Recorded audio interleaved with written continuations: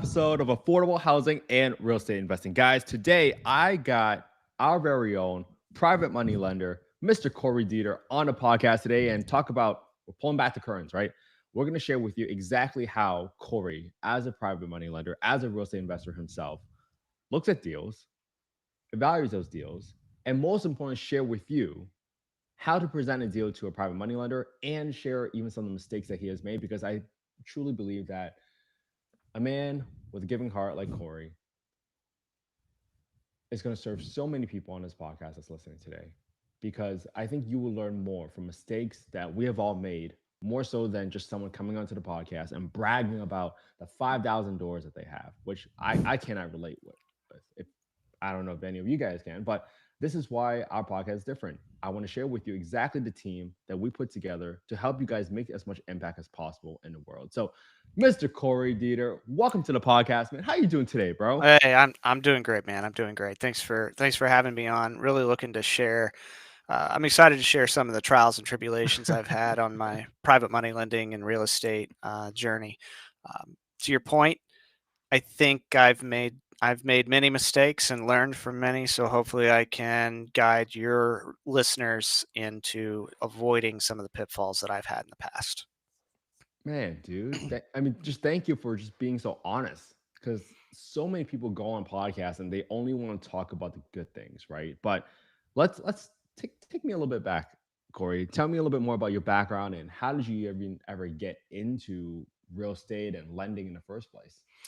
Yeah, so I have been involved in real estate off and on, more off than on, for probably the past 7 years. I had two rentals here in Indianapolis that I had for a while. I enjoyed.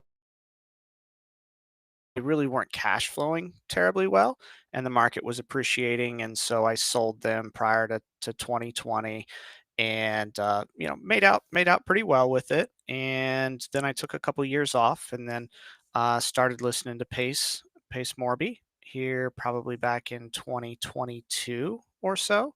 And then I really got into it, started listening to join the mentorship, started listening to the webcasts and joining some of the calls and things like that, and took my first creative deal down in December of 2023.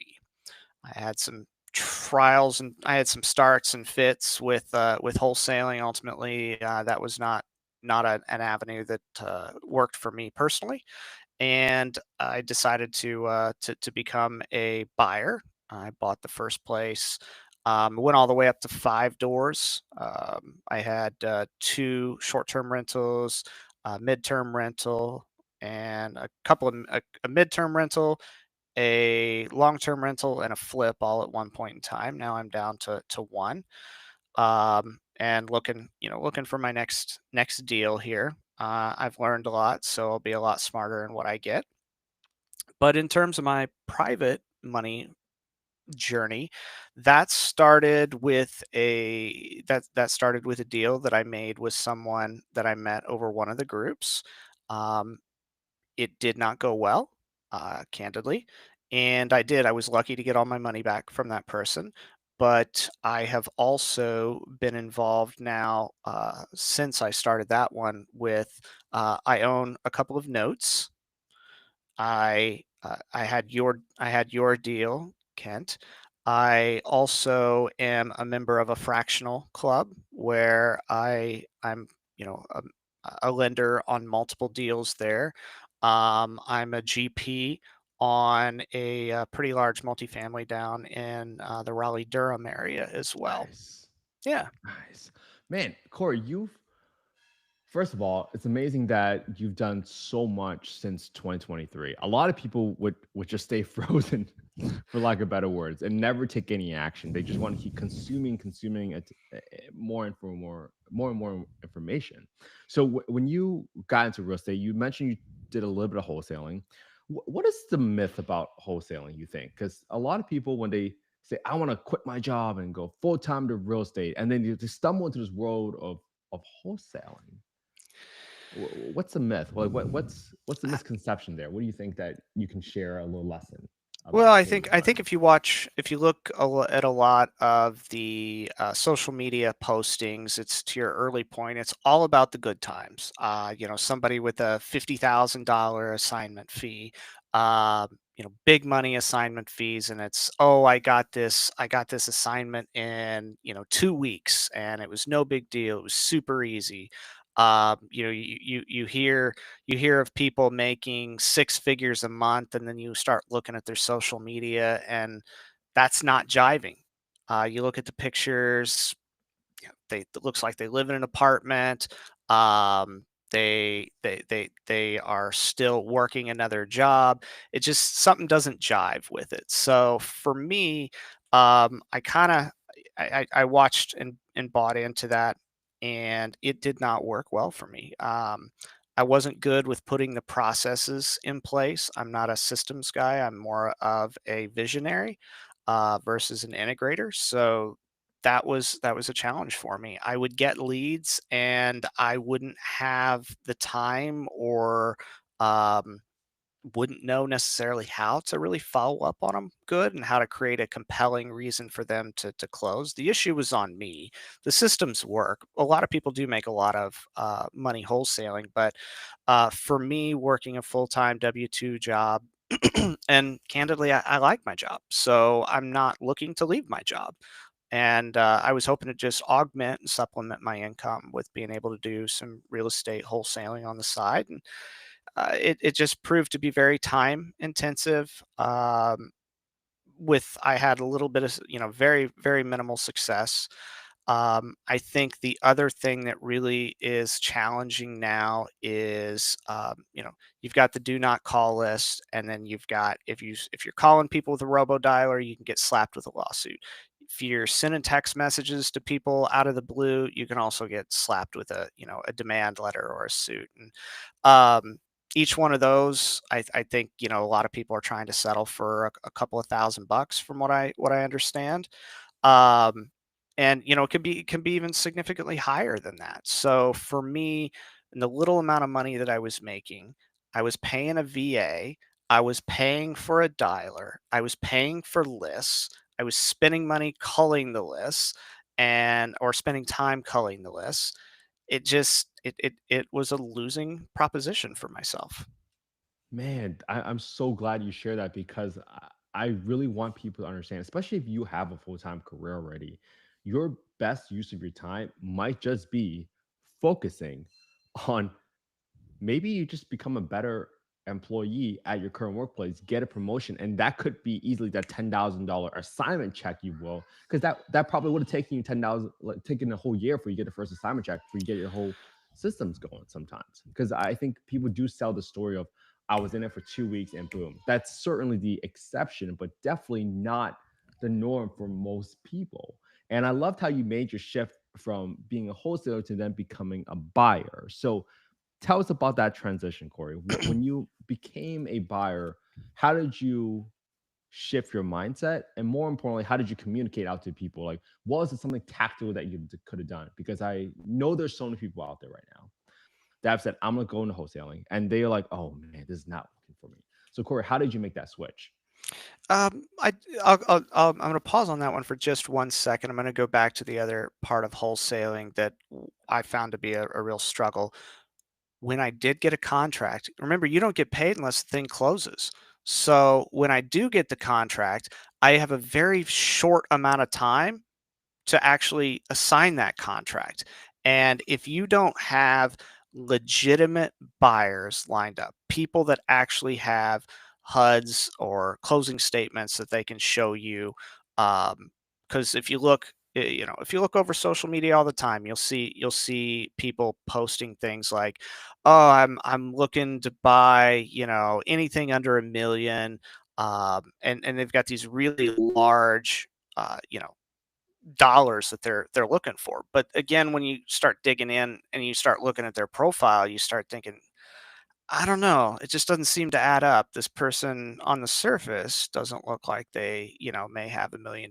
They don't even own their own home, or maybe they just own one home. I don't see a portfolio here. So um that's that's another cautionary tale about the wholesalers is Getting it is hard, and it's even harder to get it assigned and then make it all the way to closing. So that was a challenge. And so the flip for me was I had a little bit of money set aside. It was not a significant amount.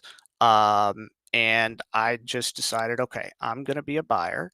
And I put in the hard work. I hopped on Zillow and I started looking for homes that were owned free and clear, had been on the market for a while. Ultimately, I found one that was owned by a lady who was getting ready to go into a nursing home. So it worked well for her that I didn't make a big down payment on it. And she seller financed it to me for 6 years at 0%. Um, I did Let's pay, go. yeah, I did pay above asking for it. So, in a way, I kind of effectively prepaid the interest. But still, it worked out real well. The thing's been a real cash cow because it makes in between 500 to $1,000 a month as a midterm rental. And so I got a little bit of taste with that. And then it really hit home with me that being a buyer doesn't mean that I personally have to have, the money to close the deal myself. I don't have if there's a, $30,000 entry fee, I don't necessarily have the 30,000. I can go to someone and I can borrow the 30 grand to get into it. If the deal's good, there are people that will lend on it. Pace will lend on it. Your personal network will lend on it. If the deal works and the numbers are good and it's solid to someone who has a large portfolio or a significant amount of money, if they think it's good, then they'll loan you the money, or they may want to come in as a partner, or they may pay you a bird dog fee. There's all kinds of ways that it could go, but you have to find a good deal, and then the money will come for the good deal. Someone will want to get in on it, like myself. I will see it's a good deal, and then I can bring some money to the table, or I can connect you with someone that can bring you money to the table. So the big challenge for me was mentally getting over the fact that I don't necessarily have to have the entry fee. I can borrow it. Man, that is such a great lesson in itself because you just probably broke so many people's mindsets because they're thinking, I don't have money, right? That's probably the number one excuse they always talk about when they get started. Like, oh, I don't have enough money. That's a game that's never for me. But obviously you found a deal. You knew how to present a deal. So maybe this is a good segue into telling people when they don't have the money, but they need to present the opportunity or present the deal to somebody else to get lending. What have you seen?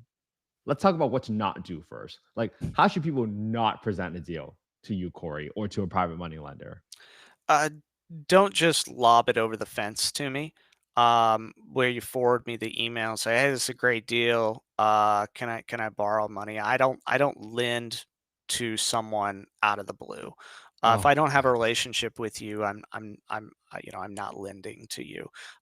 You've got to have somebody that's going to vouch for you first and foremost. Like, can't I would lend to somebody that you're willing to put your name on the line for. I would lend to that person. But just some random person in one of the Facebook groups, I'm not going to lend to. I did that before and it didn't work out well for me. So, um, but what really really helps when someone is preparing a deal or sending a deal to you is showing that they have put in a fair amount of time and effort into underwriting this deal. And they've put it together in a clean package to me. And what I mean by a clean package is, think of it as you're presenting, a business proposal to the bank or someone else, because effectively that's what I am as a bank. And, would I go to the bank with just like some random Excel spreadsheet that wasn't formatted and looked pretty? It wasn't graphically appealing to the eye. No, I wouldn't. Maybe put together a PowerPoint deck for it. This doesn't have to be elaborate, but it does have to provide a level of comfort to the lender that you're serious about it. You've spent a lot of time. uh, Yes. underwriting the deal. You spend even more time putting together a proposal packet, and um, you've also got some, some referrals and some qualifications behind your name.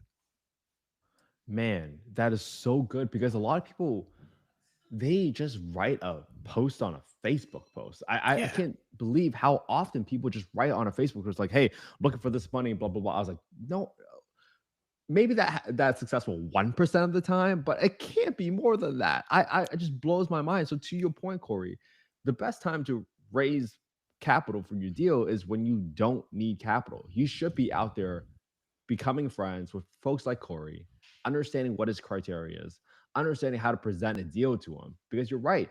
I can't believe how many people just lob deals over the fence and just hope that the lender figures it out. No, it's your responsibility as the borrower to show that you got your things together, that yeah, you care, and more important, that you want to protect your reputation at all costs. Because I love and I really appreciate that comment that you made, Corey, that hey, you would trust people that I would recommend to you.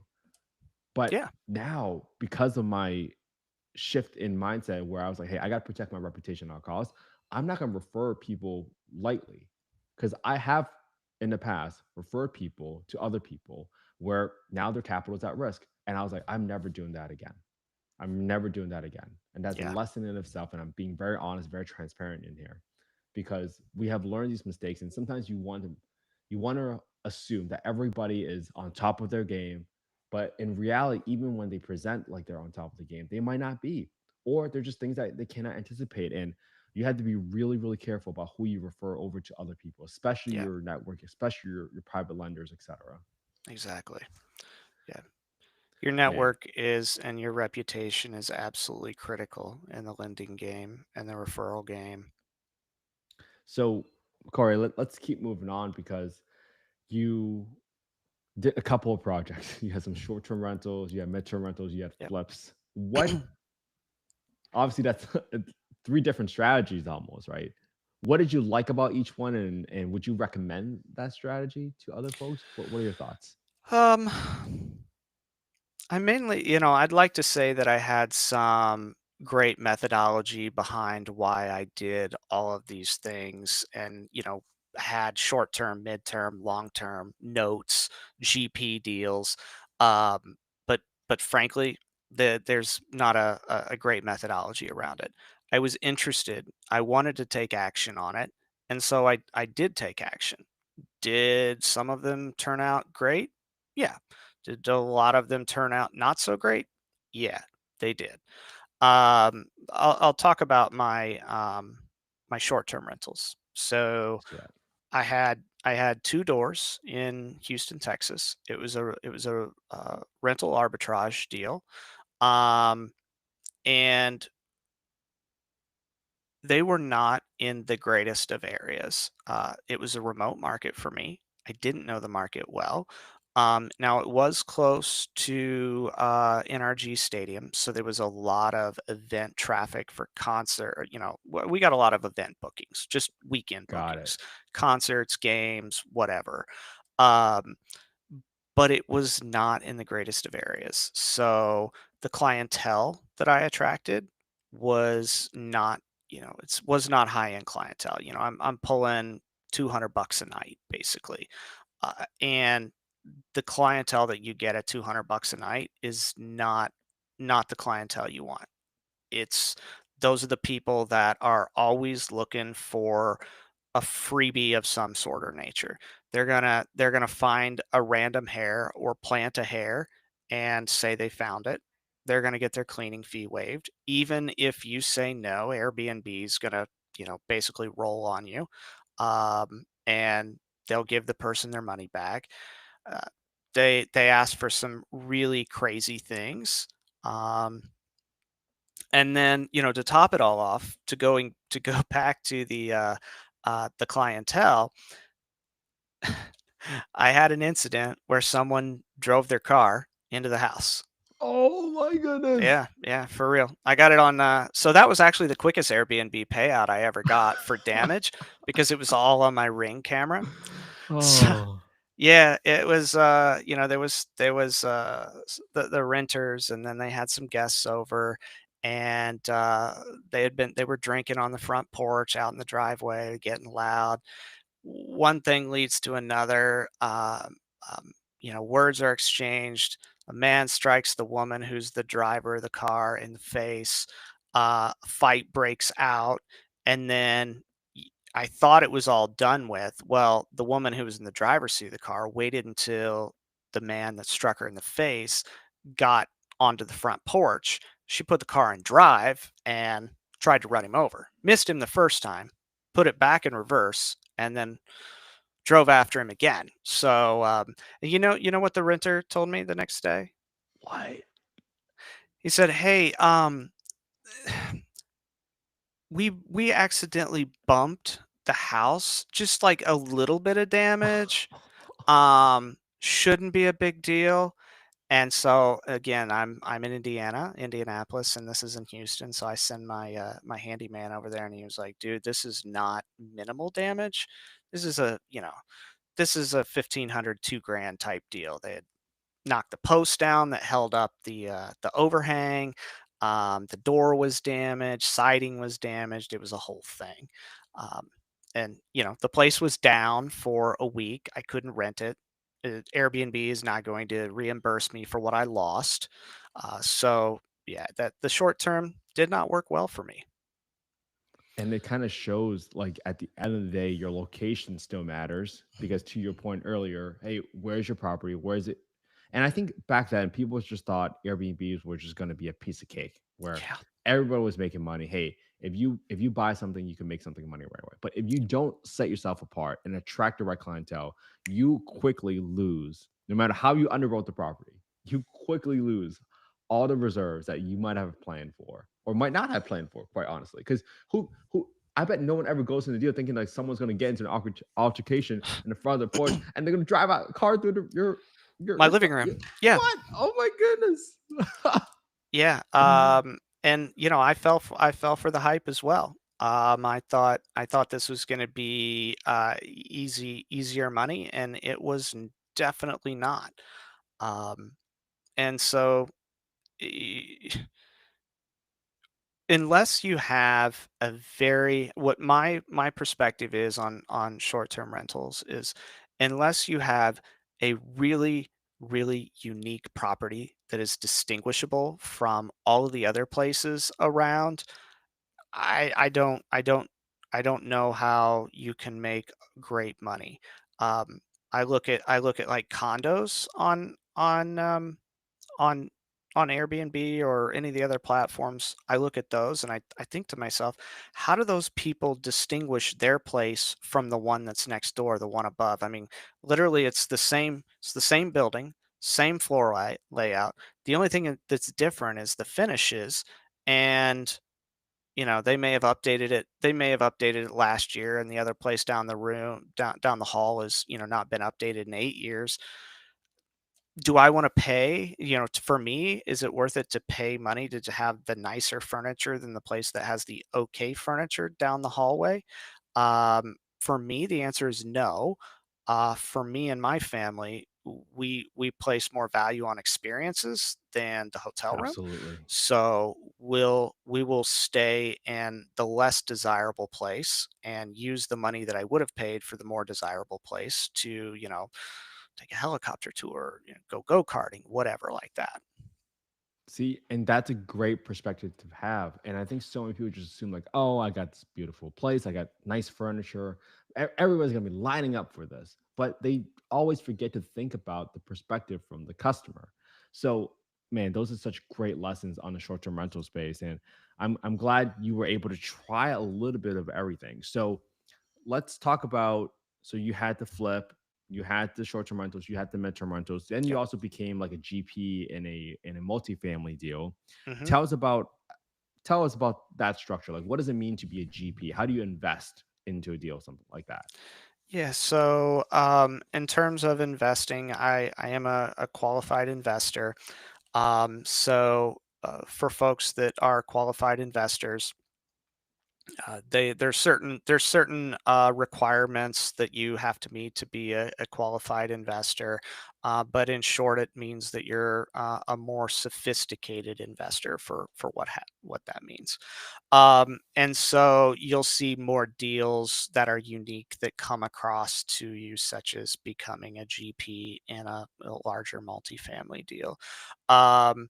These will have they typically come from your more sophisticated institutional investors, people that have a lot of money, um, funds, and they'll have an offering memorandum. And that offering memorandum is the complete underwriting guide for how that deal is.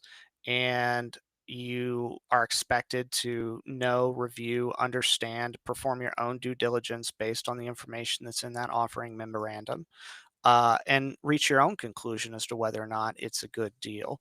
And then when you do decide that you want in on it, then you subscribe to that. And the subscribe is that's basically akin to you buy into the deal. I believe they call it subscribe. It's been 5 years since I've been in the deal. So, um, but you subscribe to it, you wire your money, and then you're put on title. Well, all of the GPs are lumped into one group, and they're part of the title, from my understanding. But you are an equity owner in the property. However, um, and you are entitled to distributions and a portion of the sale proceeds if there's a profit. So that's nice, but you are not involved in the day-to-day operations of the property in any way, shape, or form. So for me, that was nice because I could get into the deal, um, and allow me to see and understand how a large multifamily deal is underwritten and make a little bit of money while doing it. And I think this is why I wanted to call out, especially when you get the offering memorandum. You said you are expected to come to your own conclusion. Yeah, A lot of people forget that just because what they put in front of you on a beautifully put together package presentation, that doesn't mean that everything will go according to plan. yeah. And things will inevitably go wrong. So I always try to figure out like, hey, how do you ask people what do they do when things go wrong? And Corey, I want to ask you, like, hey, if you had the ability to ask more questions, like, how would you evaluate the deals differently, knowing what you know now? What kind of questions do you think you would ask? Well, I think the first step that I would do would be spend a lot more time with the OM. And you have to remember the people that gave you the offering memorandum are the people that want you to give them their money. So they're going to present the Yes. deal in the best light possible.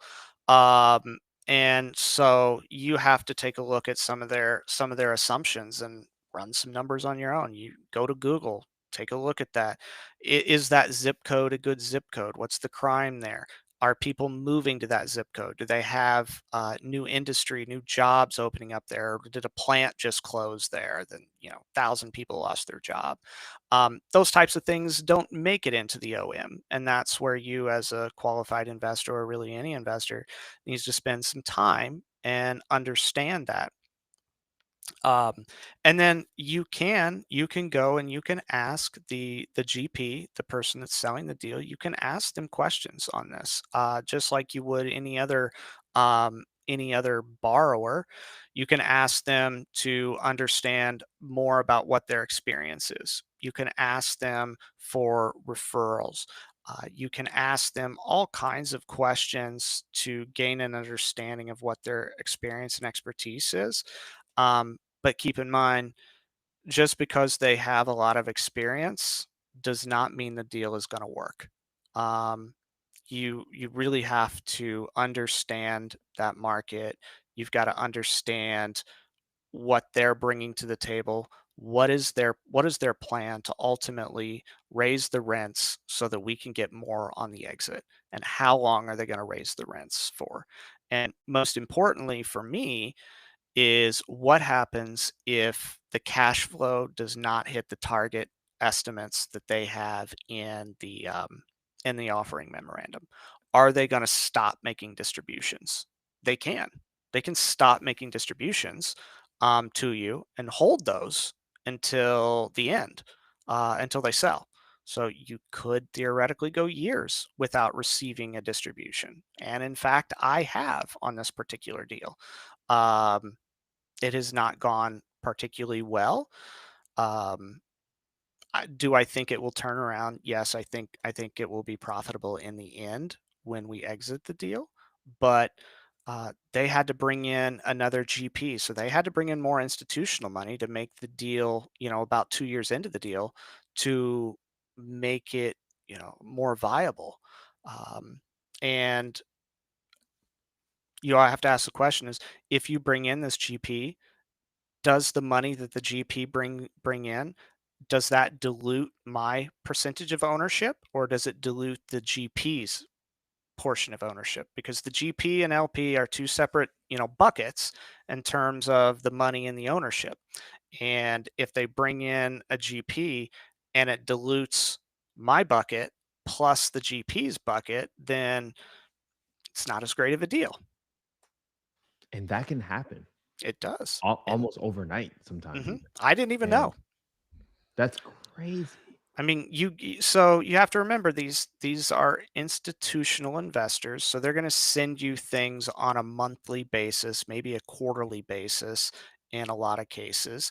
And if they send you something on July 1st or June 30th, they could be bringing in a new partner on July 1st, and you won't know until the end of that quarter, because as an LP, you don't have any voting rights. So, the decisions that the GPs make are made on behalf of all investors to better the asset. But you don't have any voting rights like you do, owning traditional equities. Yeah, and sometimes you might think, hey, the deal is what makes the deal. But Yeah, so often, the sponsor, the team that's running the deal has a outsized effect on the performance of the property. yeah, And especially when things don't go well or they don't go as expected. How do they what do they do in those situations, right? Because I get deals sent to me all the time now, Corey, and people send me pro formas, and I'm like, wait a minute, you got this multifamily project that is 20, 30 years old, but your operating expense ratio is 30%.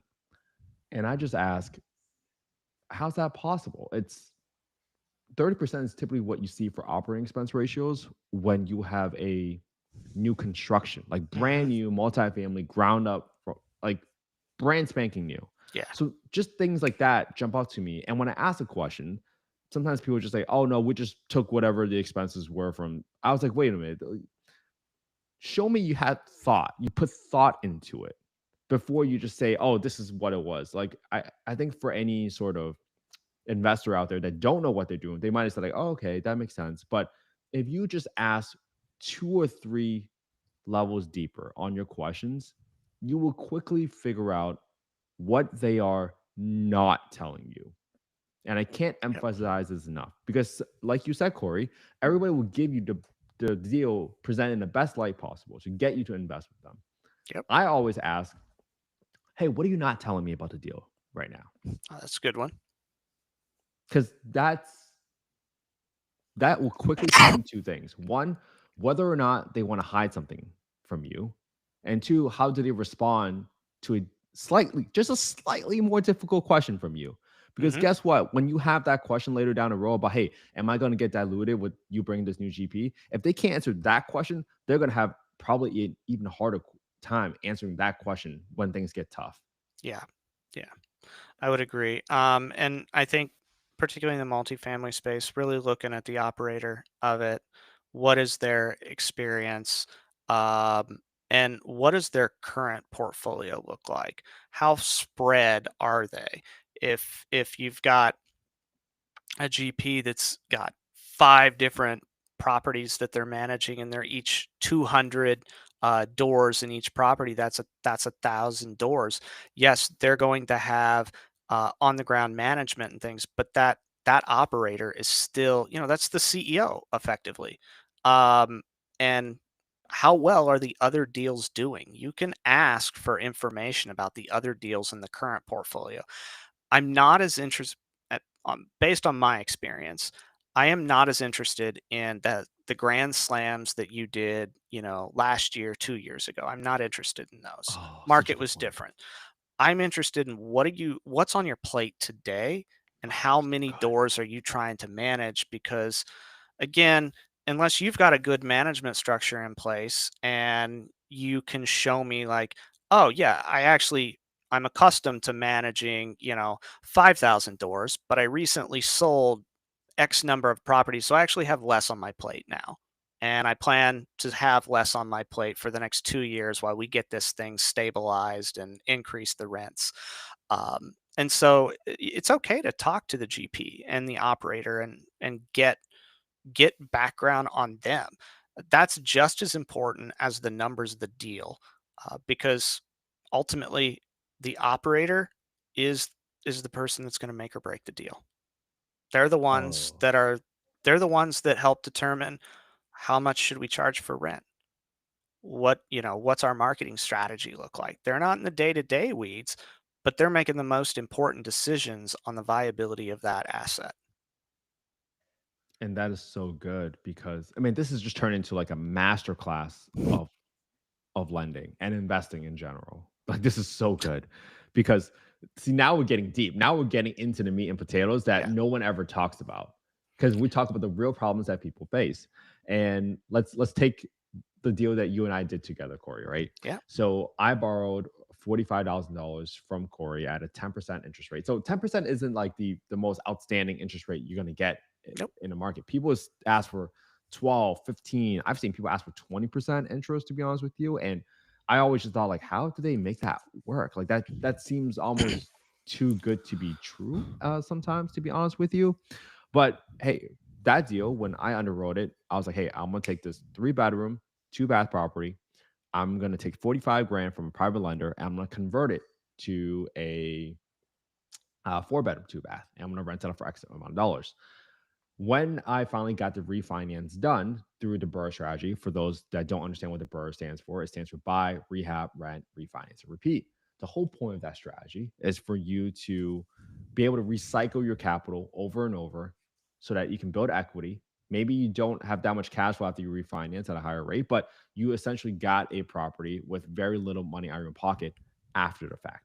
But at the end of the day, after all your closing costs, after all the origination fees, I was short about like 2,000, 2,500 from the cash on refinance. But I'm going to take my own money from my own pocket and make sure I repay Corey in full Yeah. because my reputation matters more than anything. I'm not going to say like, oh, Corey, I'm going to be short 2,500 bucks. That's not what it takes. But when you extrapolate that to larger deals, what is that sponsor going to do when things don't go perfectly? Yep. And do they have a balance sheet to cover any deficits should that happen? Yeah, I learned so much from a deal that went south. Yours went great. Why did I take 10 from you? Because I knew I trusted you, and I knew that there was a very very good degree of certainty that I was going to get paid back in full. So I'm willing to take a slightly lower rate of return because the asset is safer. And that's why they talk about risk reward. There wasn't as much risk as somebody that is brand new.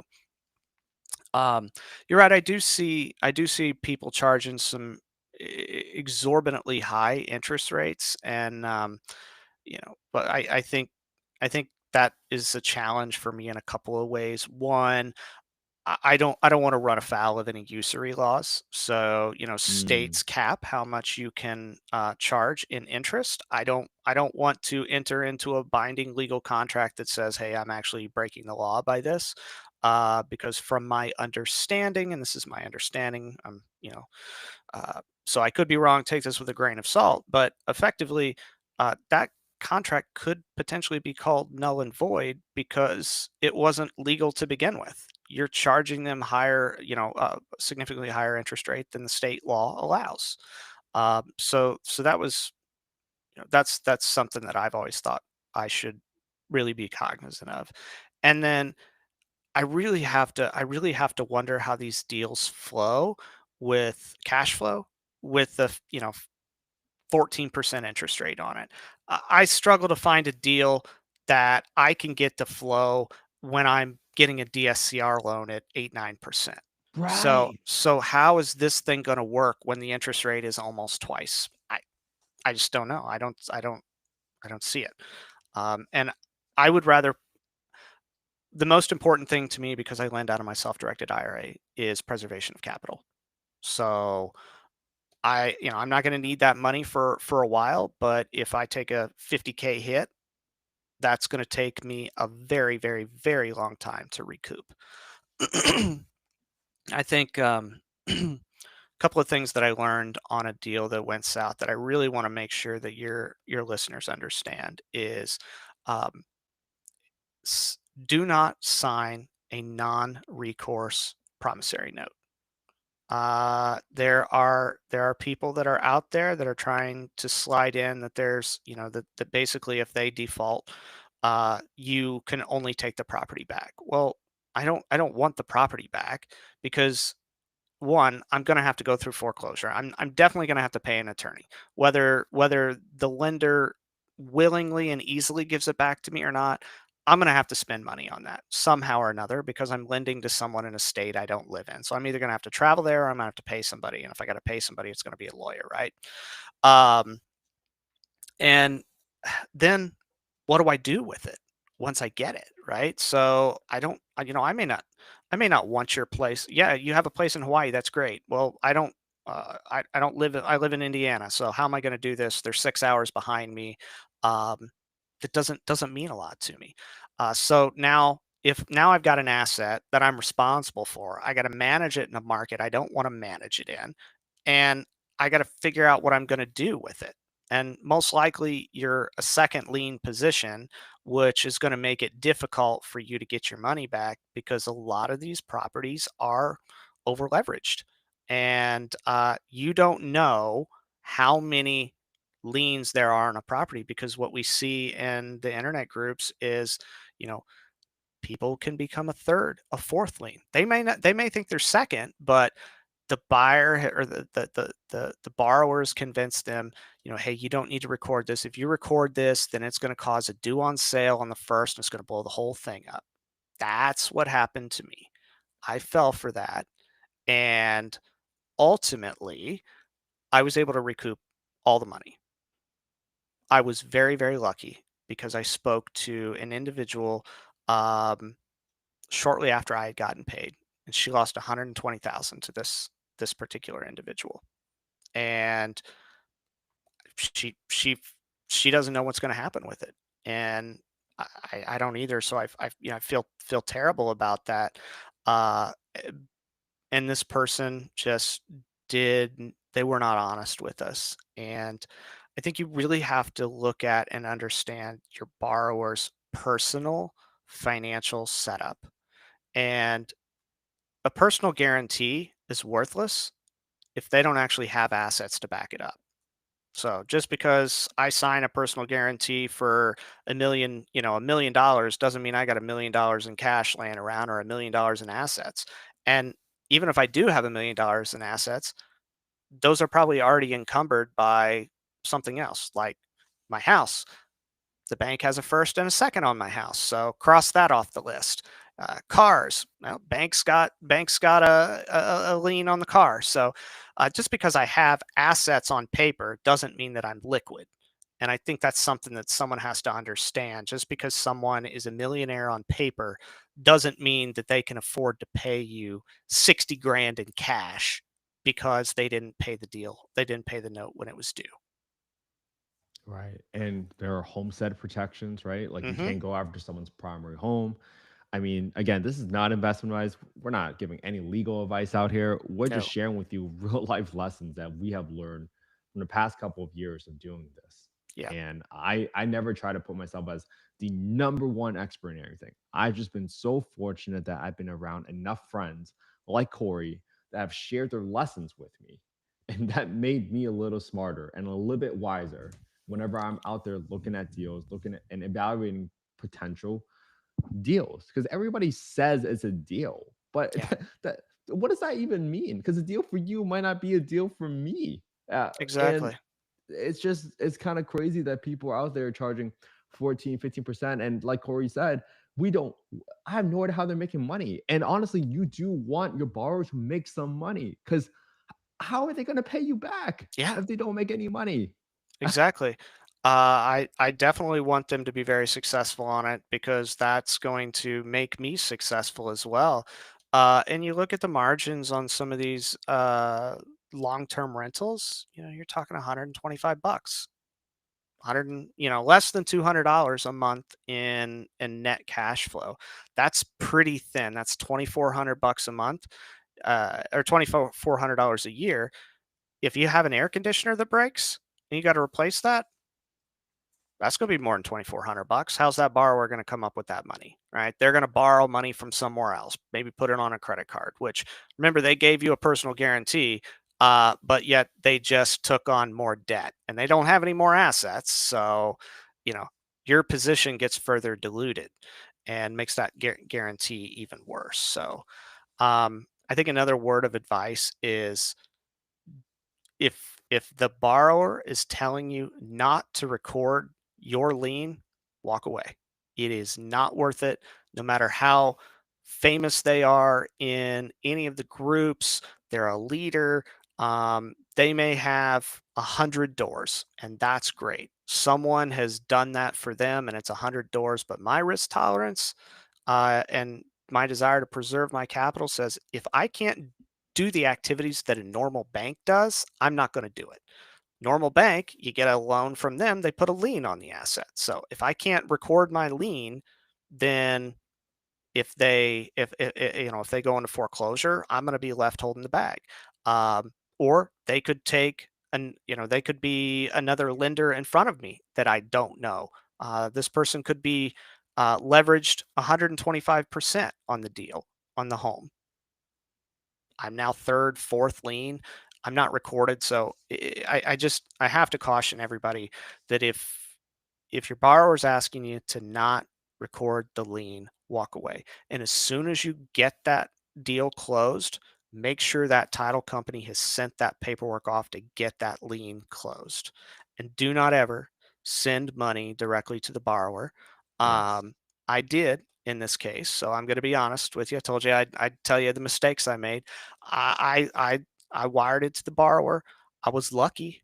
I was real lucky, that this person was able to finally pay me back. Um, but like I said, the other person that this individual borrowed from is now at 120, well, we'll call it well over $100,000. So always sign a loan which gives you recourse. Investigate to make sure a personal guarantee is worth something. Record your loan. And another thing that, I would definitely make sure in your promissory note, you need to be very clear with them in the promissory note what happens if they don't pay that off on the due date. My Mm. loan did not. So this person had virtually zero incentive to pay me in a reasonable time. Yes, I was still getting my monthly interest payments. Great. But I still wanted the money back. And I didn't have in there, if you do not pay it on the date, it's considered in default. You'll owe me these late fees. Interest rate jumps to the highest allowed by law. You owe me these things, that things. Make it very clear and make it very painful for that borrower.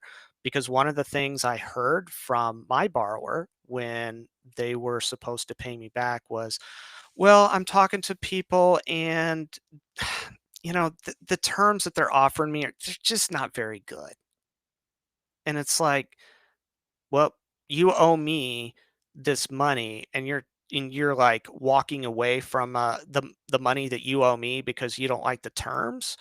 And so ultimately, I finally had to get very, very forceful with this individual, and effectively remind them that I was going to go and I was going to report this lien. It was going to cause a due on sale, And if that meant I had to lose money, then at least I could say I went down fighting.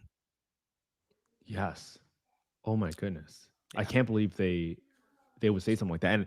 And man, Corey, like you probably made some of those same mistakes on a deal that you had with me. Now, granted, our deal was just to fund a rehab; it wasn't for a closing. Yeah. But you had a personal guarantee from me. But we did not record a lien against the property, and Hmm. the reason for that at that point in time was, well, I prepaid you the whole year's Yep. worth of interest up front to additionally secure you Yeah. because the cost to record the title at that point in time for a 45 grand loan, it would have bumped the interest rate to something that just wouldn't make sense, right? But going back and looking back at it, you probably would have wanted to record the lien now, right? I'm assuming. What do you think? Yeah, I would have in this case now knowing just the absolute importance because if you don't Yeah. record the lien, you have nothing. Kent, you could have walked away from that deal, and I would have had 5 grand out of the 45 that I owed you, um, and that's it. Y- Yeah. I'm gonna, because it's not you. You may have 45K in cash laying around where you could pay me, but you're gonna fight me tooth and nail on that. I gotta then you live in California, I live in Indiana. I gotta hire a California attorney. I gotta have it done there. So now, those attorneys at 3, 4, $500 an hour, I might be, 60 grand in on the loss to recoup 40. It just doesn't work. So yeah, in hindsight, recording it would have been is something that I would have definitely done. But Yeah. again, And I this is why I totally want to be yeah, this is yeah. why I want to be fully transparent with people. It's like, hey, this is the deal how we did it, but no, looking back now, this is how Corey would have done it differently. Yeah, I gave a personal guarantee, but when you hear about the concerns from Corey, you had to take that seriously. Stop trying to overrule people's uh, right to protect their capital that they earn with their own time, sweat, and energy. Yeah, I think another thing that I was fearful of was, man, this seems like a great deal. What if I miss it? Like, what if I miss out on this deal? This is a great one. I really should get in on it. Deals are like public buses. There's one that comes every few minutes. So you pass on this one, there's going to be another one that's going to come pretty soon. Um, and if you get your name out there as being someone that will lend, and particularly if you lend on longer term deals, the deal that I told you that went south, that was I think that was a 3-year loan. um, that's very rare to find somebody that's willing to do a longer term loan. Wow. And I did that. Um, I'm open to doing that again for the right borrower under the right circumstances with the right rate, but it's going to require a significant amount of due diligence on my part to get to that. Well, Corey, this is a good kind of transition point because you've shared so many lessons now of what you've done, and I heard from you like investing in notes now, so that's Yeah. really interesting. But what kind of opportunities are you looking for now so that the audience can say, hey, I got this deal, this is what Corey's looking for, I'm not going to bring him a deal that won't let me record a lien, et cetera, et cetera. So what kind of opportunities are you looking for right now? What's sort of your criteria? If you want to be a lender, and you want to just dabble in it in a little bit, I'll tell you about actually from an ROI perspective, my best performing asset is a $7,000, $7 or $8,000 note, face value note that I bought from PaperStack. It's on a piece of land in North Carolina, um, and that thing has a 12% rate. The yield on it when it's done with will probably be close to Oh 18%. wow. So what happened was the borrower, unfortunately for the borrower, fell behind. So they racked up late fees. Well, who collects the late fee? I do because I'm the lender. They had late fees, they had all this other stuff, and again, it's out of my self-directed IRA. So, am I missing the money if they don't make the payment for 3 months in a row? No, not really. Plus, it was only I think I only paid like $6,500 for an $8,000 loan, $8,000 face value loan that paid 12%. Um, and it was super easy. PaperStack made it really easy for someone. because I knew that they were going to, they have a platform that you pay a small service fee as part of the deal, and they facilitate it. They make sure all the legal documents are there. um, they'll do the recordings for you, all of that. They help you with transferring the note servicer from the existing note servicer into your name. They just made it really, really simple and easy for me. And what was nice about PaperStack is you can sort and filter the number of notes that they have by, you can do it by rate. Are they performing? Are they non-performing? Where are they at? What's the unpaid principal balance? All of those things. And so then there's quite a few notes that are, less than 10K that you can buy there. So if you want to dig into it and try it out, that's a very, in my opinion, low risk way to try it out. And again, we're not affiliated with them. Nope. Corey just sharing with you what he's doing right now. Yeah. And just remember what Corey talked about earlier. You are responsible for coming to your own conclusion about whether or not that deal makes sense for you, right? Look Yep. at all these details. And I love how Corey is like, hey, don't forget, look at the late fees, look at what penalties happen, look at the borrower if you can, right? Whatever details that they Hmm. provide, because that's so important. So Yeah. I love that you're doing that. Are you still lend? So now that you're primarily just buying notes, are you still investing or lending on real estate deals now? Yeah, What's the yeah, I do. Yeah, I do. In fact, that's the only note that I have, and it's turned out remarkably well. I'll probably buy another note when it's all said and done with. But I just joined fractional for with someone. And for those who don't know what fractional is, it's a platform that effectively allows someone like Kent or myself to effectively bring in partners into my deal, but they come in through a platform, i.e., fractional. They say they want to bring $5,000 into the deal, or 10 or 20, and fractional takes a small cut of that. They will take a cut of, what I do as well. That's how they get paid, but they do all the facilitation to make sure that all the documents that you have are good. Everything is handled properly, legally, and within compliance. Because, another thing for me is I don't want to go and solicit a deal and find out I'm selling an unregistered security. When you are just posting that you need, $50,000 on your social media, and someone comes out of the blue and they want to lend to you on there, and you don't have any type of personal relationship. From my understanding, again, not legal advice, but from my understanding, that could be perceived as you're selling an unregistered security. And fractional helps with that by keeping everything contained, making sure you're signing the right disclosures, and they help divvy out the payments, the interest payments that come in to all of your investors. They handle that. They handle the remittance to the bank accounts every month, or whatever the scheduled payment is. Um, it's a nice platform where, if I had a deal and you're part of my fractional club, I can bring this deal to you through the platform. I can put all my attachments there. I can put my underwriting there. Um, and you can make comments on the deal. You can ask questions. All the other people who are part of that can make those comments. They can see the documents, and they can make a determination as to whether or not they want to participate in that particular deal or not. And so I thought that was really cool, and allowed me to put, again, a small amount of money in there to test the waters. So far, it's gone quite well. We've lended, out of this particular fractional group, we've lent $1 million so far. There's, I don't know, maybe 30, 40 people in there. Um, and we're getting paid. The person that's running it is a very sophisticated investor. She's active in a couple of the communities. She's got a great track record. She's got the assets to back things up if it goes south. Um, and so I found that's just a real nice deal, an opportunity for me to be able to lend, and lend more safely.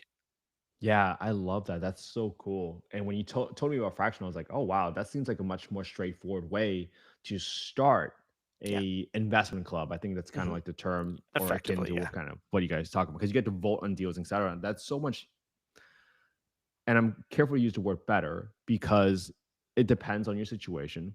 But again, so many times I've seen people pay 10, 20, $50,000 for these masterminds, hoping that some guru is going to teach them what they're going to do. But really, how people learn and what their ultimate goal is like, hey, I want to own a rental property at the end of the day, or I want to be part of a deal at some part of the time because they want to see, hey, who is the team members that I'm using? And I think this is why transparency is so important again to whoever you are out there looking at. Are they telling you exactly what they're doing? Are they telling you about the problems that they're running into? And more importantly, what are they going to do when things don't go right?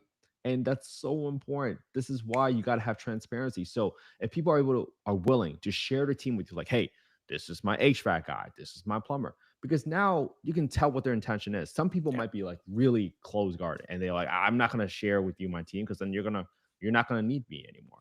And that's a scarcity mindset. For Hmm. someone with the abundance mindset, like, hey, look, here's my team. I built up so many resources over the course of years, right? For folks that listen to the podcast, right? This is why I'm sharing Cory with you.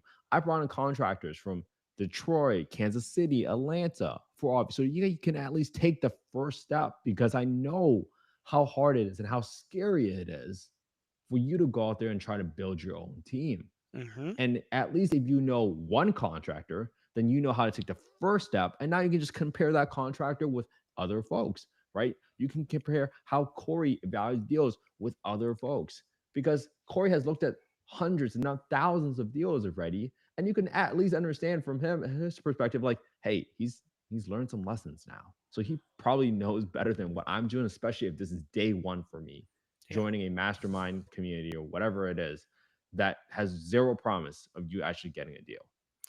Yeah. And I think if you're a new investor and or you're a newer borrower, don't don't get offended if the lender comes back and says, "No, I don't like the deal." Use that as an opportunity to ask, "Okay, well, I get it. You're out on this deal, so I'm not gonna pester you about it, but what is it that made you decide that it's not for you?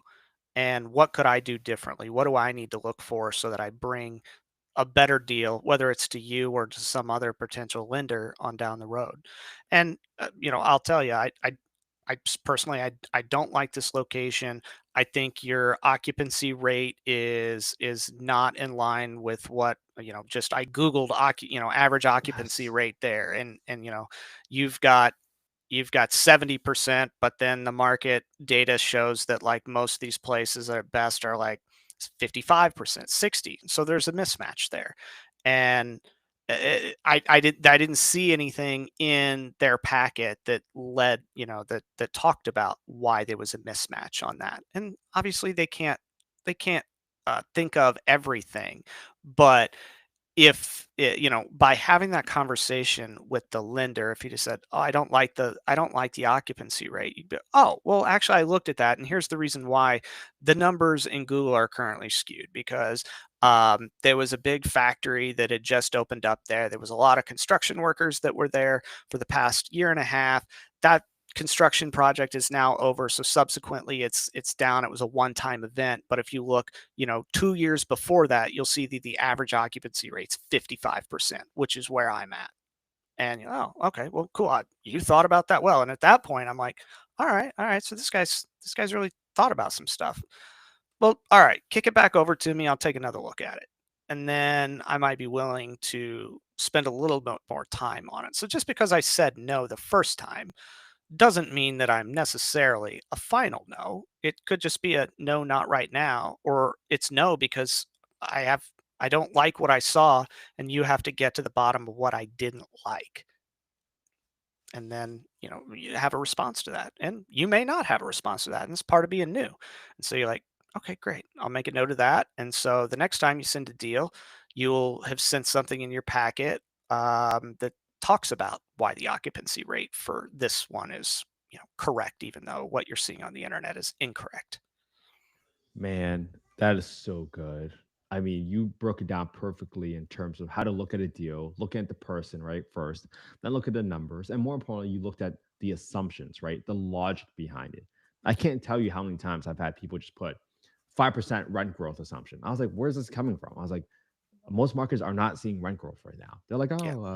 oh, and that's all they say. They're like, oh, this is what the industry was, or 5% seems pretty conservative. I was like, not really when there's no rent growth right now in that market. Like, come on. Like, people are giving so many concessions right now just to get these apartments rented.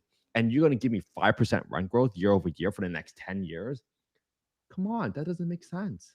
And that's how you quickly understand when not people know their thing, know their stuff, know their numbers, right? Yeah, and you gotta think about psychologically what happens to the lender when you kind of fumble like that with the uhs and try to come up with something that makes it seem like that you've considered it, but you haven't. I already know that you have not considered it, and your continued fumbling is making me less and less confident in you and making me less and less likely to want to do a deal with you in the future. However, if you're like, you know what, that's a good point. I'm gonna go back. I'm going to rerun these numbers at a 0% growth or Yes. even a loss for the next 2 years while the market turns around, and then it's going to grow up at 2 3 4%, as we look at a 5-year plan. This is a great idea. I'm going to go back and do that. Ken, do you mind if I do that and resend it to you? Oh, sure. Yeah. Okay, great. But when you try to fumble through the answer just because you think you might be able to say the right thing, they've already made up their mind and you're only digging your hole a little bit deeper. Oh, At such least with a me. At least with me. Hey, I can't speak for all borrowers, but at least for me, that's what happens in my mind. I'm the same way, man. Oh, this has been so good, man. All right, Corey. I know we got to wrap up soon. This has been such a good conversation. Good, I good. cannot wait to have you back on, man. Yeah. But this next question, what stemmed from it, and Corey, I'm so grateful for you and your support and helping in this affordable housing journey because, man, when I started this podcast 3 years ago, man, I had like 17 views the first month, and I'm pretty sure it was just like my mom clicking on it, dude. That was getting the views, She was using and multiple devices from multiple areas. Yeah. and man, it was such it's so cool to reflect back, but I get to now say like, hey, we've had over like 300,000 downloads so far, but I could not have done it without you. But more importantly, when I first started, people were like, hey, you're never going to be able to solve this affordable housing problem. And I beg to differ. I just think that it's only a matter of time before we collect enough pieces to the puzzle that we figure it out. And a big piece of that puzzle is learning about how to get capital to serve the population in the way you want to help them. I just chose housing as my path. So I kind of want to hear from you and your perspective. Like, why do you think affordable housing, particularly the lack of supply of affordable housing, has just been so hard to solve for? So here is my personal experience. I had a place in Memphis that was my long-term rental, and initially I wanted to do it with affordable housing, i.e., Section 8. There's a couple of things that I rapidly noticed that made it difficult for me. One was it the approval process and getting through it varies by market. And so you'll hear all the people on the internet and the various shows talk about, how easy it is. You just fill out an RTA, you email it over, and then they're sending you a voucher and all is good. Unfortunately, it doesn't work like that. Particularly in Memphis, everything was very you can't get a hold of the people ever. You can't like call them. Um and if you do, you got to leave a voicemail, and Lord only knows when they return it or if they do.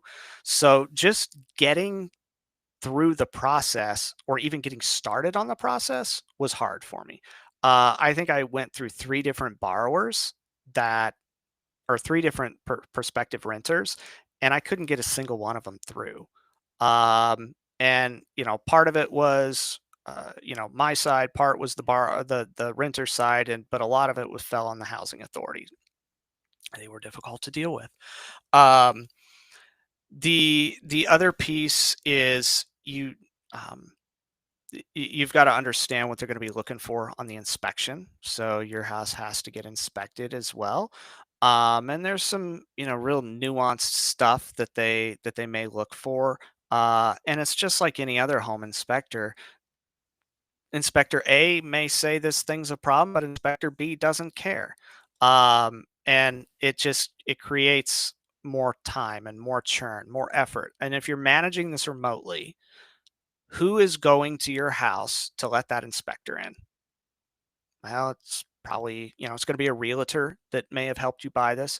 The realtor isn't going to want to drive out there buy, for no pay. So you're probably going to pay that guy a trip charge, $75. And every time an inspector's got to go out, that's another $75 that you got to spend to pay that guy. Keep in mind, you just got money flowing out the door because you still haven't actually placed a tenant. You got to spend a couple $100 to get on the affordable housing website to list your property and to search for tenants. Then it's a monthly fee if you want to be able to reach out to those people through their platform. So again, more money going out the door trying to get someone to come in. And when you'll send all these messages out and people just don't respond. I mean, it's cold call, it's cold text, it's cold email. They don't respond. The response rating is atrocious. And even though these people are looking for housing and you're like, I have the solution to your problem, they at least for me, they didn't seem to call back very easily. So you layer on the difficulty in getting the tenant, the difficulty in dealing with the housing authority, the difficulty in managing it remotely. It just really stacked up, and ultimately, I never ended up placing an affordable housing tenant because and the voucher piece. What I see I see all the influencers online talking about showing, and there's one in particular. He shows that this place is going to cash flow $1,000 a month. It's a $40,000 house. It's going to bring in $2,500 a month, because that's what it shows in the housing allowance thing on the website. Well, what they're not telling you is that they're going to compare what you're charging in rent to what the other places in that general area are charging in rent for a home of similar size and finishes. And if the market is only charging $1,000 for a 3 bedroom, 1 bath, 1,000 square foot home in that zip code, you're probably only going to get $1,000. You're not getting the 2,000 the guy on the Instagram influencer said. Um, and so for me, when I started going down that path and I really started looking at the comps and having the conversation, because I did finally manage to get somebody from the housing authority on the phone. And she asked, well, how much is the rent? I told her, and she's like, well, you're not going to get that much. I can tell you right now. Oh, okay. What will I get? At best, you're going to get this much lower amount. Why is that? Well, she rattles off all the reasons why. Oh, okay. And keep in mind, they make the decision. And if they want to be Right. flexible on it, that's up to them. If they want to be just straight and narrow and just completely by the book, they can do that. Um, and so it was really challenging for me um, to get through the paperwork, to find a tenant, to get them through that process, and then the screening process for low income housing is got to be a little bit more stringent. And people talk about all the ways that they go through and screen. I unfortunately I never got that far in the process, but that is something that was talked about on a number of podcasts. A number of influencers talk about Section 8 can be great, but you got to screen your tenants and you got to make sure you're getting the right kind of tenant. The mom that works, she's a single mom, and she works in an office job, and has had a steady pay there for a while, and this, that, and the other. Okay, that's probably sounds like a really really good tenant, versus someone else that's got sporadic pay here and there. Keep in mind, yeah, you're getting the money from the government every month, but that tenant may not be 100% respon or the Section 8 may not be 100% responsible for that tenant's uh, monthly rent. For instance, if I charge $1,000, because of that tenant's income level and assets and their history or whatever, Section 8 may only give $700. So now I'm relying on that person to give me $300 a month.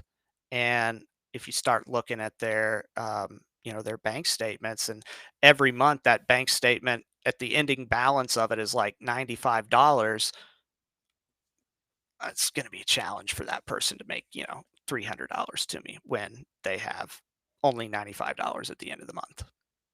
Yeah, that is. I mean, there are just so many things that are stacked against investing in affordable housing. And Yeah. again, we're not saying all housing authorities are like that, right? No, I've no. worked with housing authorities that respond back with a month. I've worked with housing authorities that took 3 months to get a inspection through. This happens all across the United States, and I And it's think people so just gotta varied. understand. It's like, hey, people are chances are they are understaffed, they're overworked, and if you put on more pressure, chances are people are gonna dislike you even more as a landlord. So you're kind of really at the mercy of your environment, Yeah. unfortunately. And fortunately for me, I've been able to at least become friends with folks like Corey. And Corey, I appreciate your perspective so much, man. Like that is such the reason why we need to communicate to the world out there about why it's so hard. Because Yeah. people understand it's like, oh, why can't we just like build more? It's like there's all these other layers of complexities that we're not talking about yet. But at the very minimum, I'm glad you and I were able to partner together on a deal. Yes. We had a great time working together. And I am so grateful, Corey, because without people like you, I would have never had the home I grew up in. And I'm so grateful for that, man. I'm so grateful that you supported the mission. You helped me rehab the property. Previously, it was for a single mom that was an amputee, and we had to put in a wheelchair ramp for her. We don't really make much money on this deal, but at the end of the day, we're able to help a family out, and that's what we care most about. Yeah. And so, Corey, I'm so grateful for you coming onto the podcast today. I'm so grateful for you sharing your stories, your lessons, because you could have just came out here and was like, "Yeah, I'm the best private money lender in the world," but instead, you were vulnerable.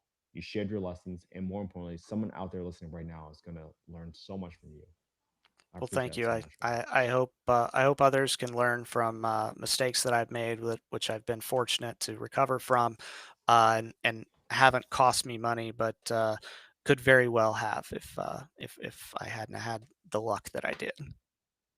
Yeah. So, Corey, if people want to reach out to you and get in contact with you or present you with a deal, what's the best way for them to get in touch with you? You can get me on IG at building my real estate empire. You can also email me at Cory.Deeter at springmillrentals.com.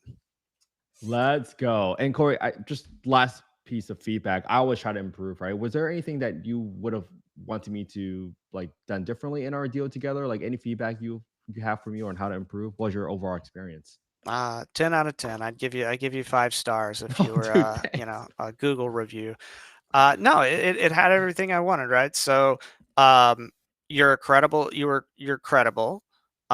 have a balance sheet that's able to back up the deal. Um, you had presented it well.